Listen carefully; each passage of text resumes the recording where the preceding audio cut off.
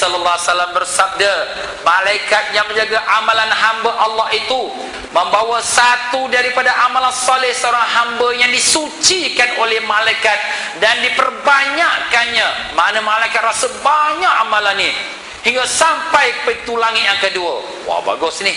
Makna dia tak mengumpat ni. Wah, lepas dia langit pertama, dia sudah merdeka daripada sifat mengumpat.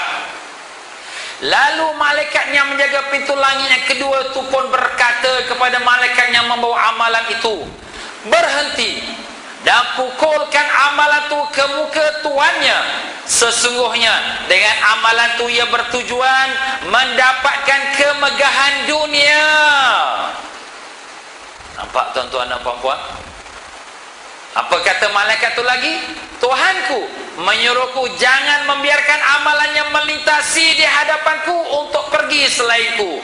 Sesungguhnya dia seorang yang bermegah-megah kepada manusia di majlis-majlis mereka. Inilah orang yang menjadi hamba dunia. Nampak? Jadi walaupun dia semayang, walaupun dia ibadah, tapi kalau dia belum merdeka daripada perhambaan kepada dunia, maka amalan dia itu tak diterima Allah, dicampak balik ke mukanya. Dia megah dengan dia punya kekayaan dunia dia, megah dengan nama pangkatnya, megah dengan wang ringgitnya, supaya orang kenal dia orang kaya. Orang tahu dia orang yang jutawan. Itulah sifat orang yang megah. Bukan mesti dia kaya boleh megah, tuan-tuan. Kadang-kadang orang fakir pun megah dengan kefakirannya. Sebab sifat megah ni dia ada pada sekalian keadaan.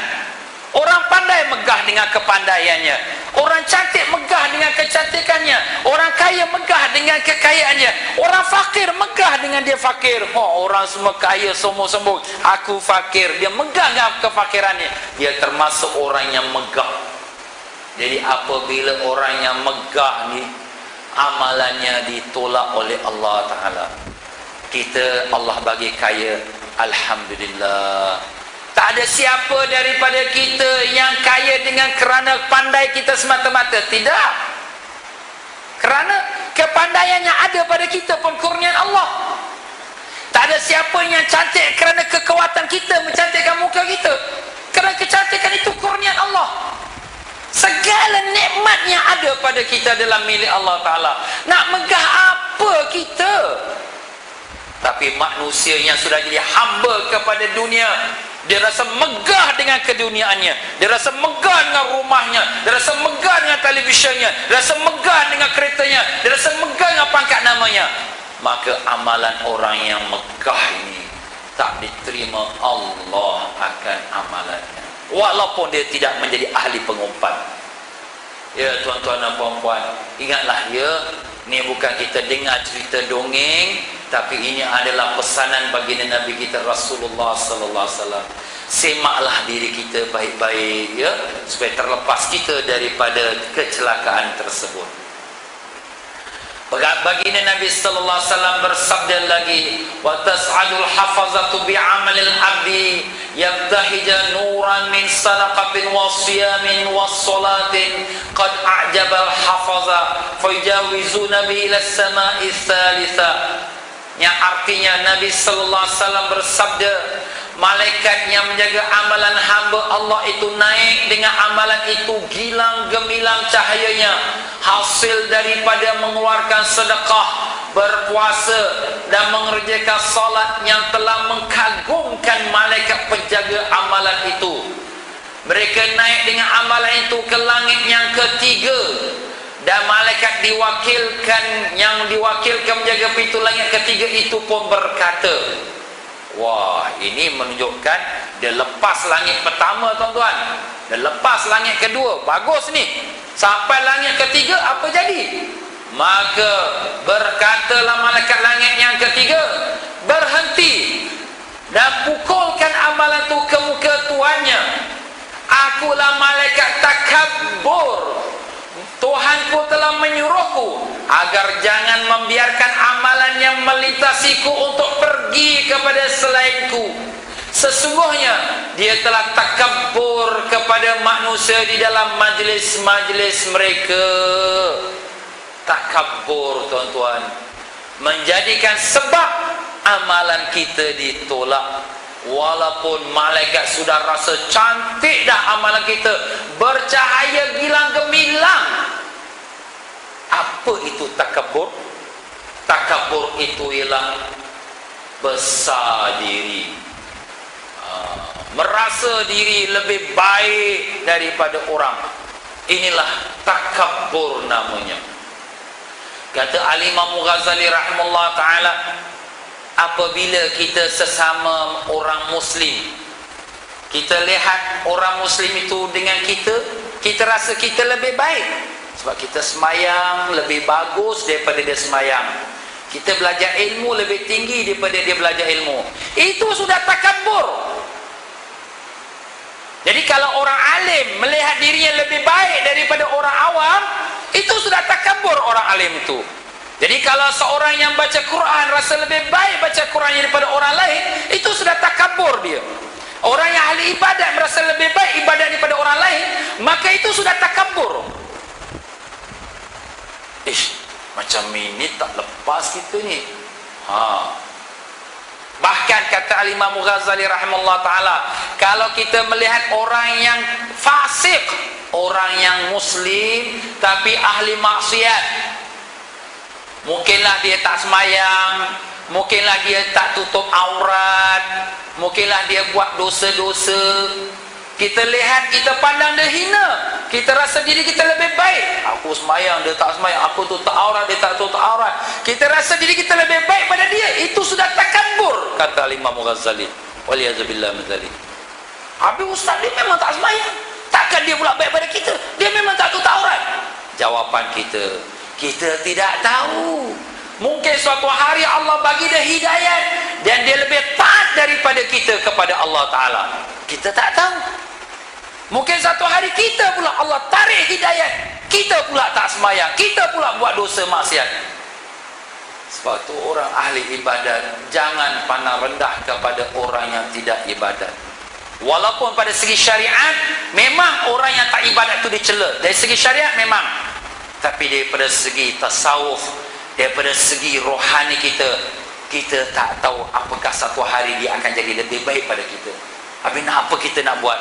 Bila kita tengok orang yang macam tu, kita doakan dia, mudah-mudahan Allah bagi dia hidayat, Allah beri dia taufik petunjuk supaya dia jadi orang baik. Itulah sifat kita, tuan-tuan. Bukan kita cela, bukan kita menghina, bukan kita mengata. Kita boleh bagi dia amaran, awak tak sembahyang berdosa, ini perbuatan nanti kena azab neraka, boleh bagi amaran. Tapi dari si hati kita bukan merendahkan dia, bahkan kita berharap Allah beri dia taufik dan hidayat. Inilah sikap kita orang yang beriman, yang beramal. Jangan sekali-kali kita pandang rendah. Habis kalau macam tu kita biarkan orang buat maksiat, bukan kita biarkan, tapi kita nasihat. Nasihat pun dengan cara baik. Ud'u ila sabili rabbika bil hikmah wal mau'izatil hasanah. Apa firman Allah? Serulah manusia kepada Allah dengan hikmah, dengan bijaksana, wal mau'izatil hasanah, dan dengan pesanan-pesanan yang baik. Bukan dengan maki hamun, neraka, mati nanti masuk neraka. Kita tak boleh cakap gitu.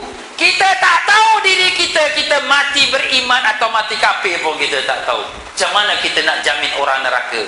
Tak boleh, tuan-tuan. Ini jaga hati. Jadi kalau hati kita belum merdeka daripada sifat takabur, amalan kita pun Allah tak terima, walaupun sembahyang, walaupun puasa.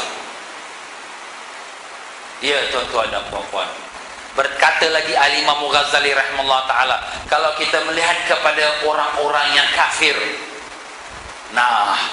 orang kafir bukan kata tak sembahyang, sembah pula Tuhan lain, sembah patung berhala pula. Jangan kita pandang hina kepada orang kafir itu. Jangan kita rasa diri kita lebih baik daripada orang kafir itu. Ustaz, habis macam mana kafir ni? Ya, kita tak tahu, mungkin satu hari Allah bagi dia hidayat, dia masuk Islam, dia mati beriman, masuk syurga. kita yang Islam belum tahu lagi mati beriman. Ya tuan-tuan dan puan-puan, menyambung lagi Nabi sallallahu alaihi wasallam, wa tas'adul hafazatu bi'amalil abdi ila sama'is sabi'ah min saumin wa salatin wa nafaqatin wa hajjin wa jihadin wa wara'in lahu dawiyun kadawi ra'di wa daw'un kadaw'i syamsi ma'u 3,000 malak.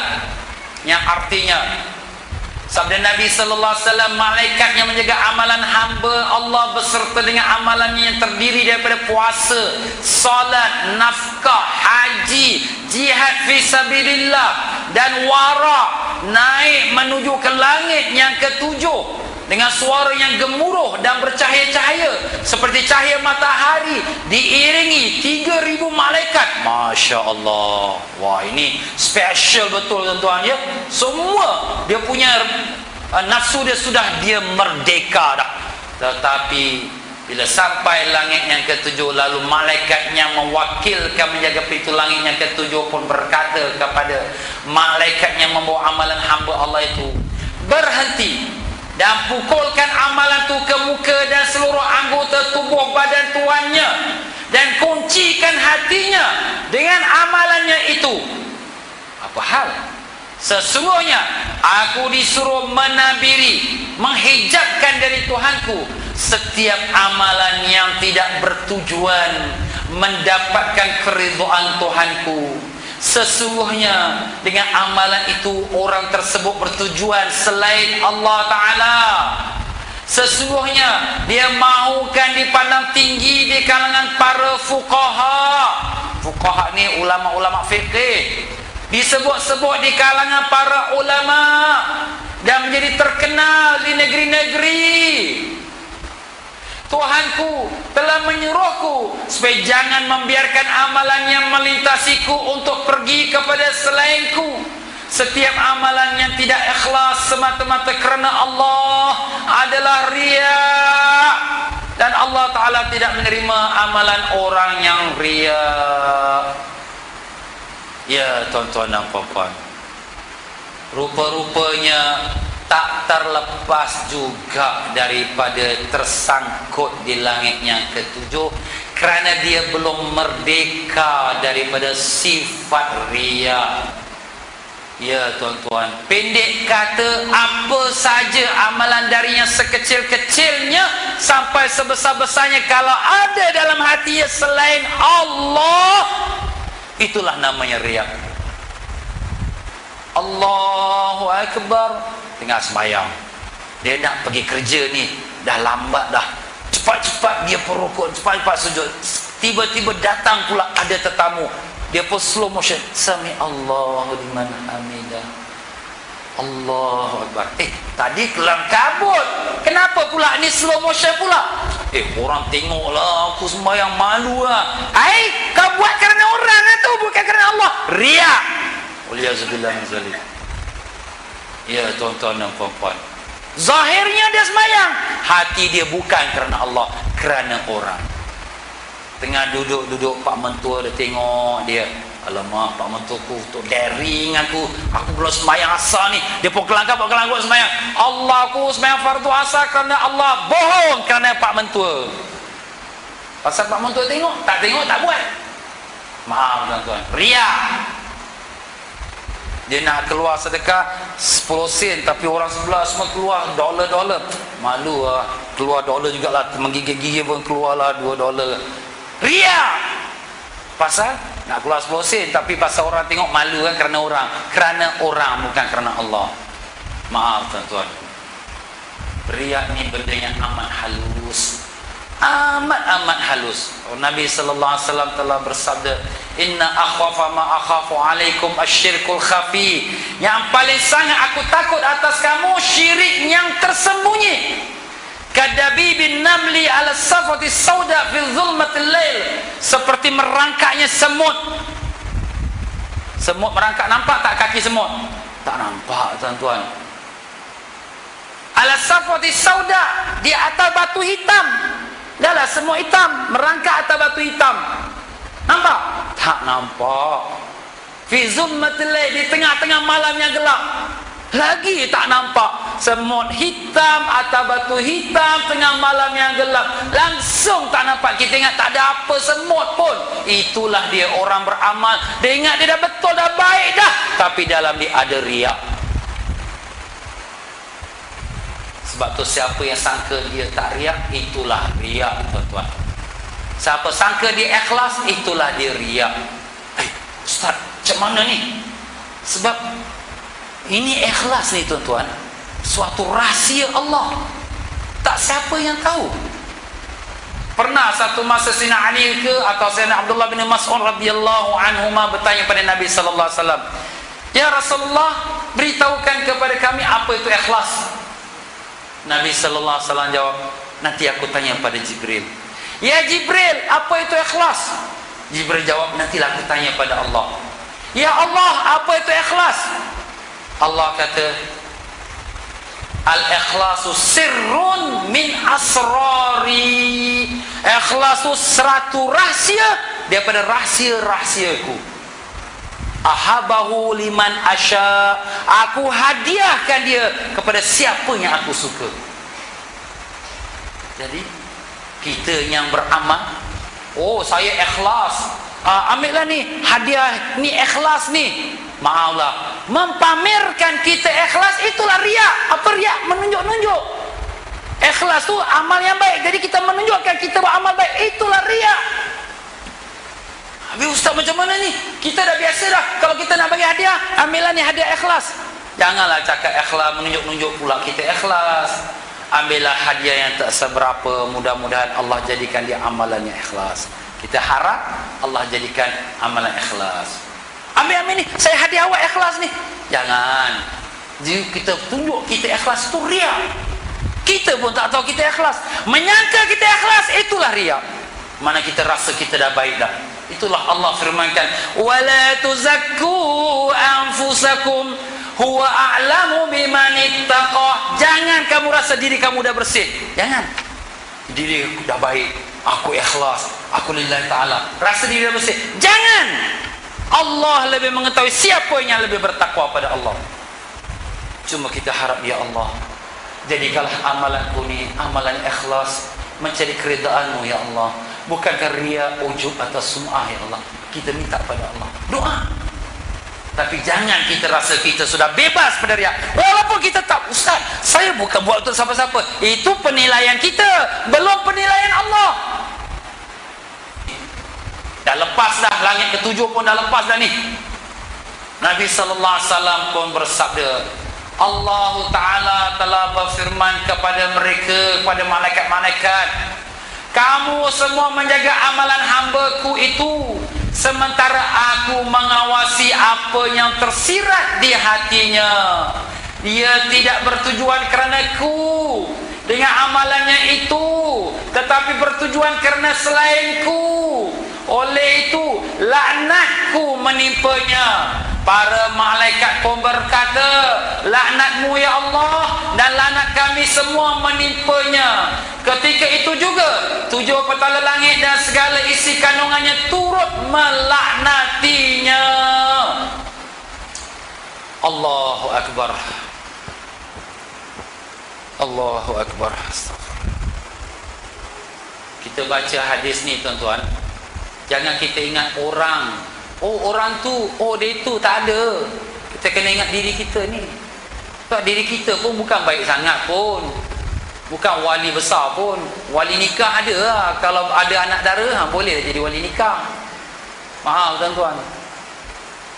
Dah macam ini punya tapis pun dah lepas langit ketujuh yang tadi kata riak tu pun, sampai lepas pada langit ketujuh menghadap ke hadrat Allah. Allah kata, kau malaikat, kau cuma tengok zahir aja. Akhirnya dilaknat oleh Allah Ta'ala, dan seluruh penduduk petala langit melaknatkannya. Maka begitulah Rasulullah sallallahu alaihi wasallam pun berkata, Muaz bin Jabal radhiyallahu berkata, aku pun berkata, wahai Rasulullah, engkau adalah Rasulullah dan aku ni Muaz, bagaimanakah aku boleh menyelamatkan diri daripada kejahatan dan mensucikan diri daripadanya? Kalau dah macam ni punya tapis-tapis ya Rasulullah, macam mana nak terlepas? Susah hati Muaz ni tuan-tuan, menangis dia. Patut kita lebih-lebih lagi menangis dengan hadis ni, kita kena banyak menangis ni. Kena isam. Balik ni kita kena persoalkan diri kita, aku ni belum merdeka ke dah merdeka daripada nafsu jahat ni dalam hati ni? Rasulullah sallallahu alaihi wasallam bersabda, contohilah aku.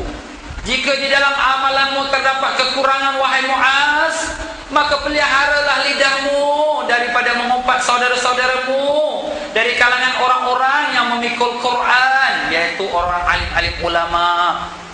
Jangan mengumpat alim-alim ulama tuan-tuan.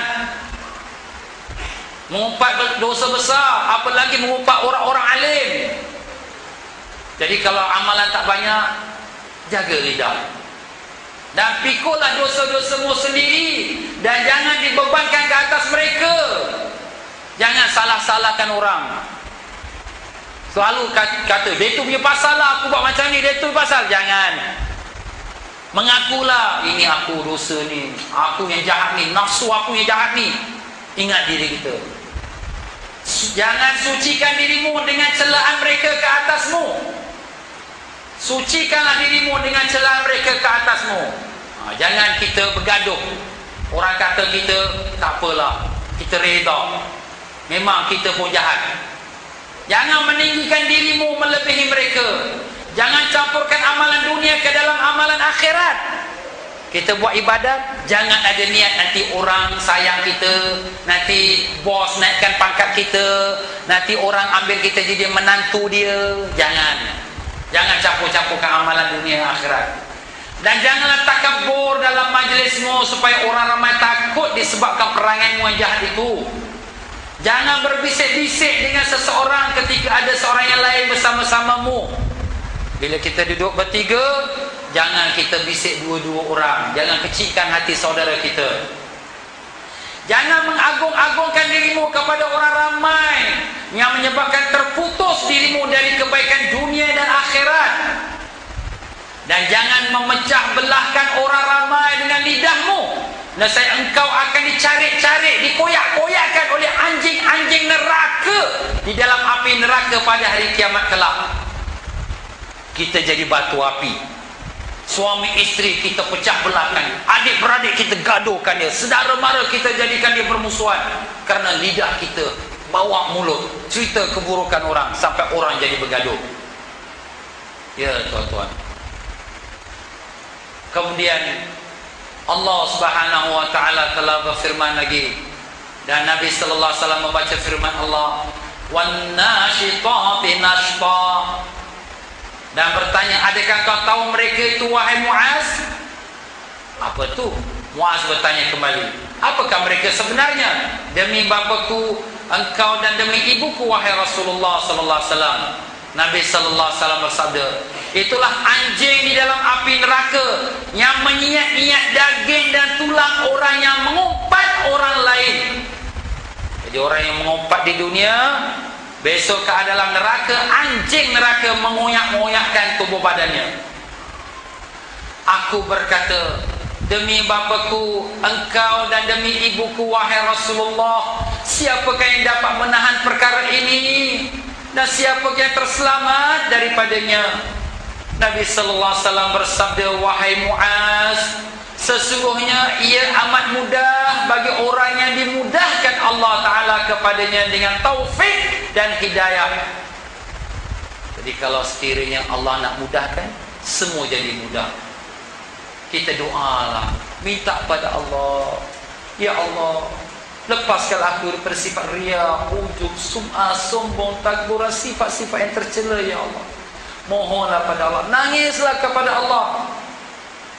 Lelaki yang meriwayatkan hadis ini pun berkata, sejak itu aku tidak melihat orang yang lebih banyak membaca Al-Quran daripada Muaz bin Jabal, kerana amat takut terhadap apa yang telah disebutkan oleh hadis itu. Sejak dari hari-hari itu, Muaz tak banyak bercakap, banyak baca Quran, banyak menangis. Inilah patut kita ni tuan-tuan dan puan-puan. Kita cakap tak sensor, Kita cakap ikut sedap hati, puas aku cakapkan dia. Yelah puas hati itu. Itulah hamba nafsu, hamba hati, bukan hamba Allah. Maaf tuan-tuan. Jadi kita ni belum merdeka. Negara kita dah merdeka, tapi kita belum merdeka. Sebab kita hamba pada nafsu-nafsu kita lagi. Ya tuan-tuan dan puan-puan, dalam perkara ini Sayyidina Ali radhiyallahu anhu karramallahu wajhah telah berkata, lil murai salatu alamat. Orang yang riak itu mempunyai 3 tanda. Pertama, malas berbuat ibadat bersendirian dan rajin berbuat ibadat di tengah-tengah orang ramai. Kalaulah depan orang ramai kuat ibadat, rajin, balik kat rumah malas, maya sunat pun tidak. Kalau kat masjid, alhamdulillah, pakai baju cantik, pakai kopiah cantik, pakai tudung pun cantik. Dekat rumah pakai singlet kontut aja, setiap pun keluar macam gini, bertaburan. Allah, malu. Tapi tak ada orang tengok, tak kisah. Itulah dia. Bila kat masjid cantik kerana orang, pasal kat rumah orang tak tengok. Kat rumah pakai telekong, kalau telekong dibuat kat sungai, ikan mau timbul, mati ikan. Sebulan tak basuh. Maaf tuan-tuan ya, bukan kata semua orang lah ya. Pasal orang tak tengok. Kat masjid pakai selendang cantik, tudung cantik, pasal orang tengok. Jadi buat kerana orang, bukan kerana Allah. Inilah dia tuan-tuan. Ini tanda orang yang riak, walhamdulillah. Yang kedua, berlebih-lebih membuat ibadat dan beramal apabila dipuji orang. Orang tak puji, dia pemalas lah. Orang puji, kau bagus, kau sedekah lagi. Dia pun semalam sedekah $2, hari ni sedekah $5 lah. Orang puji. Orang tak puji, malam sedekah $2, hari ni 10 sen je. Orang tak puji ya, orang bukan tahu pun. Jadi buatkan orang.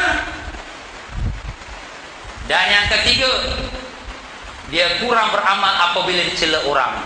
Orang kata, alah kau ni hasil semayang je, tunjuk-tunjuk. Dia pun malas lah, malas semayang lah. Tengok, orang cela, dia pun malas. Jadi bila orang puji, dia rajin. Itulah tanda-tanda riak tuan-tuan. Ya Allah, bukan mudah tuan-tuan kita nak lepaskan perkara ni. Bukan saya bercakap ni pun saya dah lepas. Maknanya kita sama-sama lah mengadu nasib kita pada Allah Ta'ala. Ya, sebab itulah Nabi SAW mengajarkan kepada kita, ya, sebagaimana berkata Sayyidina Ikrimah, Inna Allah yu'til abda ala niyati ma la yu'ti ala amali bi anna niyat la ria'a fiha. Sesungguhnya Allah Ta'ala memberi pahala kepada hamba yang mengikut niatnya dan tidak diberikan mengikut amalannya, kerana niat itu tidak mengandung riak, dan amalan itu mungkin mengandung riak, kerana itulah tidak diberi pahala. Jadi tuan-tuan dan puan-puan, bila kita niat baik tu, nak sedekah lah, kesian orang tu, itu dah dapat pahala dah tu. Tapi bila kita sedekah betul-betul, kadang-kadang timbul megah, itulah. Tapi bukan kata jangan sedekah, sedekahlah. Tapi makna di sini lah pentingnya niat itu. Begitulah dia tuan-tuan dan puan-puan rahimakumullah, daripada perbincangan kita tentang bagaimanakah kita merdekakan diri kita ni daripada sekalian nafsu-nafsu yang jahat itu. Maka Nabi SAW mengajarkan kita doa minta lepaskan daripada riak dan daripada syirik, daripada nafsu yang jahat ini, iaitu doa mohon lindung daripada riak. Nabi pun mengajar kita, marilah sama-sama kita membaca tuan-tuan dan puan-puan. Mudah-mudahan Allah Ta'ala lepaskan kita daripada riak dan kejahatan nafsu kita. Allahumma inni a'udzubika min an usyrika bika syai'an a'lamuhu wa astaghfiruka lima la a'lamu. Ya Allah, aku berlindung denganmu dari aku berlaku syirik kepadamu, sesuatu yang aku tahu, dan aku mohon pengampunanmu daripada yang aku tidak mengetahuinya. Wa sallallahu ala sayyidina Muhammad wa ala alihi wa sahbihi wa sallam, walhamdulillah rabbil alamin. Ya tuan-tuan dan puan-puan, begitulah doa ini kita amalkan setiap lepas sembahyang kita, insya-Allah ya. Jadi kalau sekiranya tuan-tuan tak hafal pun dengan bahasa Arabnya, bacalah dengan bahasa Melayunya. Kalau sekiranya kita dapatkan doa ini, kalau boleh kita hafalkanlah. minta supaya Allah selamatkan kita daripada sifat riya, sifat-sifat yang tercela yang menjadikan kita hamba dan tidak menjadikan kita orang yang merdeka. Jadi kemerdekaan dalam Islam bukanlah hanya merdeka negara kita tuan-tuan, tapi merdeka hati kita, rohani kita daripada kejahatan, sifat-sifat nafsu yang jahat dan juga daripada sifat-sifat kesyaitanan. Maka dengan itu tuan-tuan dan puan-puan, tidak saya panjangkan bicara saya. Saya mohon maaf kalau ada dalam penyampaian saya terkasar bahasa atau tersinggung perasaan. Maka dengan itu saya akhiri, ilahana anta maqsudana wa ridhaka matlubana a'tina mahabbataka wa ma'rifatak. Ya Tuhan kami, Engkaulah yang kami maksudkan dan keridhaan-Mu lah yang kami tuntut. Kurniakanlah kepada kami kasih sayang-Mu dan ma'rifat-Mu. Dan dengan itu saya akhiri dengan mohon riba maaf daripada hujung rambut sampai hujung kaki kalau dalam kata-kata saya yang menyinggung perasaan atau yang tak menyenangkan. Yang benar itu datang daripada Allah, yang salah, yang silap daripada kelemahan dan kebodohan diri saya sendiri. Aqulu qawli hadza wa astaghfirullahal azim li wa lakum wa billahi taufiq wal hidayah. Wassalamu alaikum warahmatullahi wabarakatuh.